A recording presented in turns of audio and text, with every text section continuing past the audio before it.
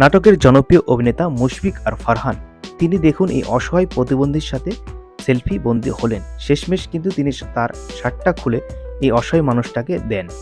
সত্যি এই বিষয়টি খুবই ভালো লাগলো। আপনার কাছে কেমন লেগেছে কমেন্ট করে জানাবেন।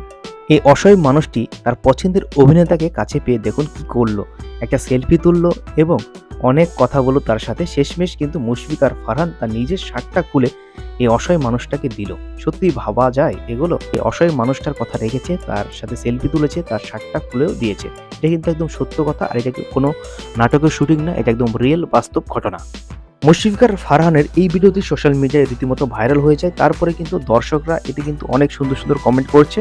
কেউ কেউ বলছে ভাইরে ভাই, ফারহান ভাই আসলেই বেস্ট। অনেকে বলছে লাভ ইউ বস ফারহান। অনেকে আবার বলছেন ফারহান ভাই কে আমার অনেক ভালো লাগে, আগেও ভালো লাগতো এখন ভালো লাগছে।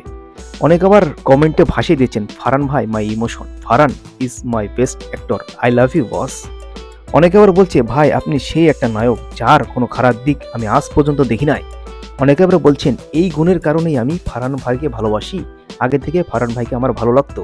একটা বিষয় খুব ভালো লাগে, অসহায় এতিমদের অনেক ভালোবাসেন, এই গুণটি তার মধ্যে বিদ্যমান। অনেক ভক্তরাই তার এই পোস্টে কমেন্ট করছেন। অনেক ভক্তই এই ভাইরাল ভিডিওতে কমেন্ট করছে তোমাকে যত দেখি ততই ভালো লাগে ফারহান ভাইয়া, তোমার ভবিষ্যৎ আরও সুন্দর হোক। আপনার কাছে বিষয়টি কেমন লাগলো অবশ্যই কমেন্ট করে জানাবেন। ধন্যবাদ জানিয়ে আজকের মতো এখানেই বিদায় নিচ্ছি।